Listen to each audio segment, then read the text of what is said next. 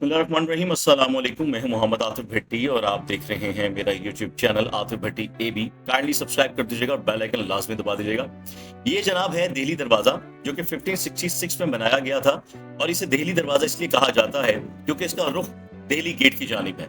शहंशाह अकबर ने इसे बनाया था, लेकिन अब तक इस पे बहुत सी चेंजिंग आ चुकी है, तो वो चेंजिंग आज मैं आपको इस दरवाजे की दिखाने लगा हूँ। जब इस दरवाजे में हम दाखिल होते हैं तो पुराने दौर की हमें खिड़कियां दिखाई देंगी जिन्हें पेंट वगैरह किया होता है, नए शीशे लगा दिए गए हैं।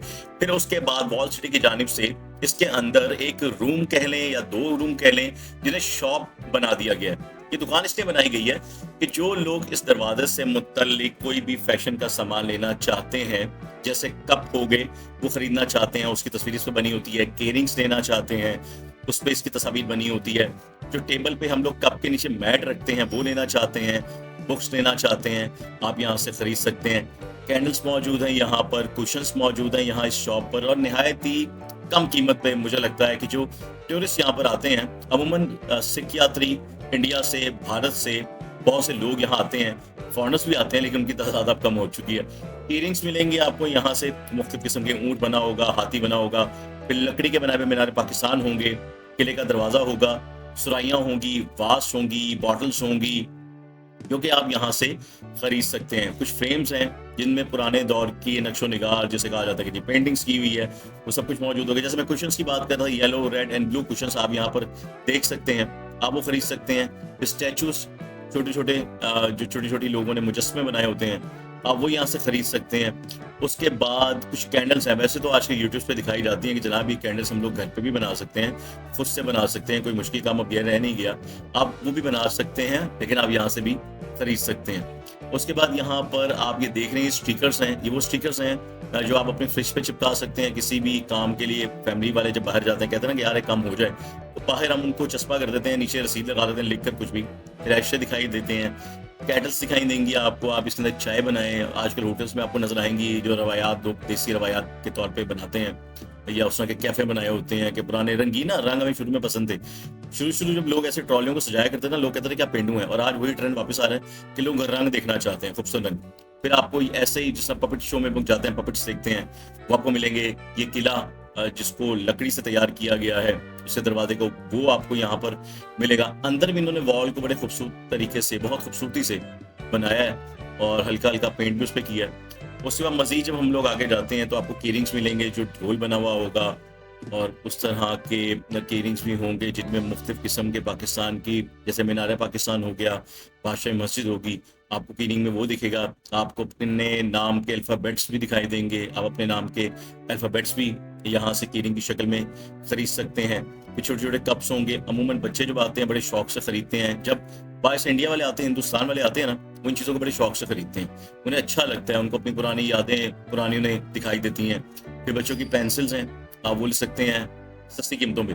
आप बच्चों की चूड़ियाँ यहाँ से खरीद सकते हैं, फिर डेकोरेशन का सामान खरीद सकते हैं। ये वॉल्स पे इसलिए लगाई गई है क्योंकि डोर्स पे आपके लगाए जाते हैं, इनमें ढोल होता है, घंटियाँ होती हैं कि जब आप दरवाज़ा खोलते हैं तो खोलने के साथ जो आवाज़ पैदा होती है, ये वो है सब कुछ। लैंप मिलेंगे आपको जिसमें वो घोड़ा आप देख रहे हैं, घोड़े की तस्वीर बनी हुई है, और नीचे जो आप देख रहे हैं बच्चों के खिलौने एक तरीके से, लेकिन हम इन्हें डेकोरेशन पीस के तौर पे इस्तेमाल करते हैं। अपने ड्राइंग रूम वगैरह में हम लोग रख सकते हैं, वहाँ हम इनको लगाते हैं। उसके बाद कुछ लंच बॉक्सेस हैं, वो भी आप खरीद सकते हैं। कुशन है वो खरीद सकते हैं। कप्स हैं, ये ब्लू कप्स तो आज बहुत ही ज़्यादा चल रहे हैं, अक्सर आपको सरकारी महकमों में भी जाएँ आप लाहौर के, आपको वहाँ दिखाई देंगे। फिर रग्स हैं, टेबल के नीचे आप रख सकते हैं। बहुत से फ्रेम्स हैं जिनमें कुरानी आयात लिखी हुई हैं, अल्लाह ताला के नाम लिखे हुए हैं, वो आपको मिलेंगे। लेकिन ऊपर ही थोड़ी सी बेवकूफ़ी करके ऊपर जूता भी दिखाई दे रहा है, और एक इंसान का तस्वीर बनाई गई है, और तस्वीर बनाई गई है। कुछ लोग इसे कहते हैं राजा रंजीत सिंह की तस्वीर है, लेकिन अभी तक ये कन्फर्मेशन हो नहीं पाई कि असल में तस्वीर है किसकी। फिर आपको छोटी छोटी ट्रेस मिलेगी बहुत खूबसूरत, जिसमें आप चाय रख के मेहमानों को पेश कर सकते हैं। दरवाजे से बाहर आते हैं तो नगारा आपको दिखाई देगा, ये बिल्कुल राइट साइड तो नगारा था। उसके बाद टूरिस्ट गाइड आपको मिलेगा, ये सहूलत है, ये फी टूर 1000 रुपये है।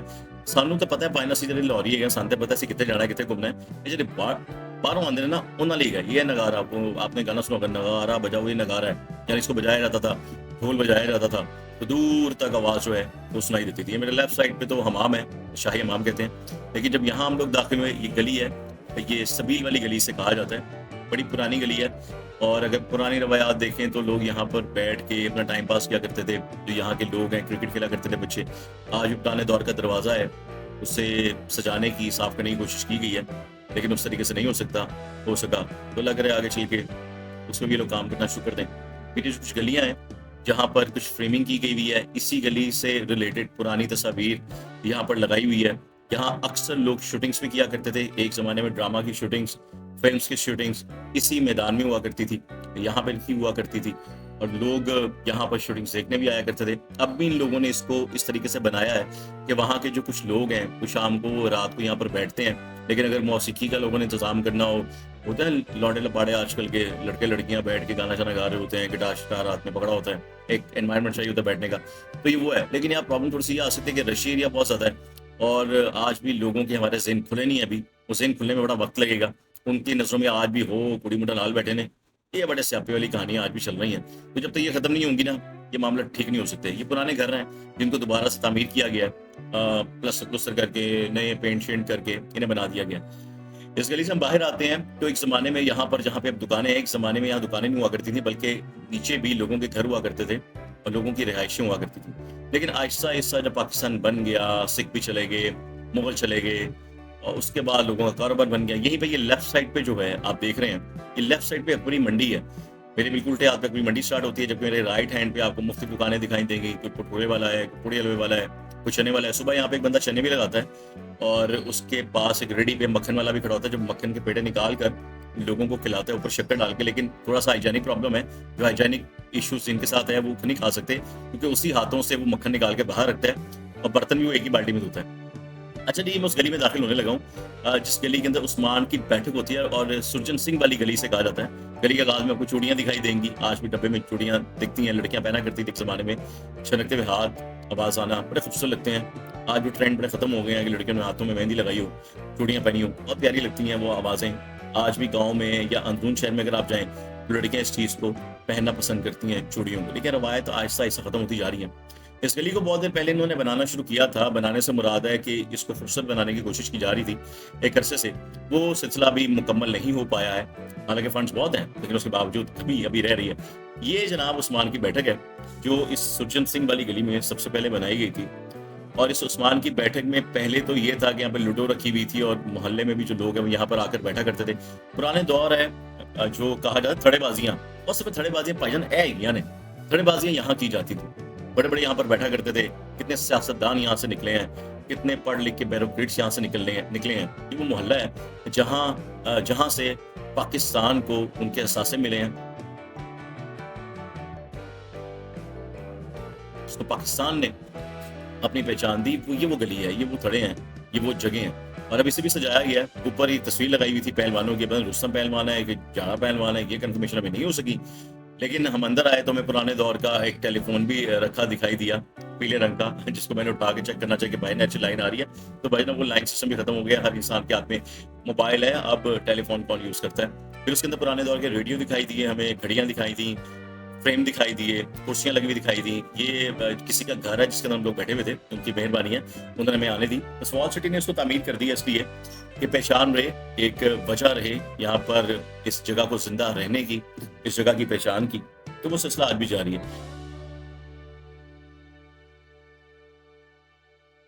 ये अखुवत लिखा हुआ है जनाब, ये अखुवत भी यहाँ पर ना वो लिखते हैं रिटन में, कुछ आपको खताती सिखाते हैं। यहाँ पर बैठे कुछ लोग बैठे होंगे, अभी शायद आपको दिखाई दे जाए, हम कोशिश करेंगे देखने की। ये भी उस तरह के बैठे हैं, देखें ना, अखुवत 500।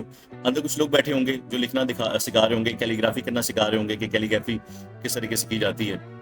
इसके बाद इस गली के बिल्कुल अगर मैं सीधा चलता जाऊं, जाता जाऊं तो आपको इमाम बारगाह दिखाई देगी। और ये जो मज़ार आप देख रहे हैं, ये उनका मज़ार है जिन्होंने एक अरसे से इस इमाम बारगाह की अलिफ शाह, हवेली अलिफ शाह, इसकी खिदमत की है, ये कहा जाता है। छोटी सी गली है, रिहाइश इसके अंदर भी है।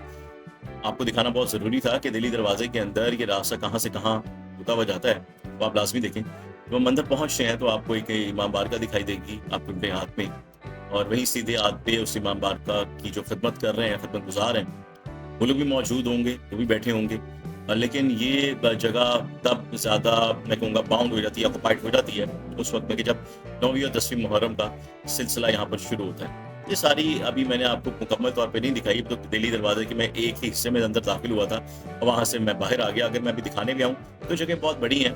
आगे आपको मस्जिद वज़ीर खान मिलेगी, बहुत एक बड़ी हस्ती है सरकार, उनका दरबार भी आगे है। ये लिखा है बिस्मिल्लाहिर्रहमानिर्रहीम और लिखा है जी मिस्त्री चौधरी जमालुद्दीन खादिम दरबार। इस दरबार के जो खादिम थे, ये उनका मज़ार बना दिया गया है। तो जनाब ये हमारा आज का ब्लॉग था। पसंद आए तो प्लीज़ सब्सक्राइब कर दीजिएगा और बेल आइकन लाज़मी दबाइएगा।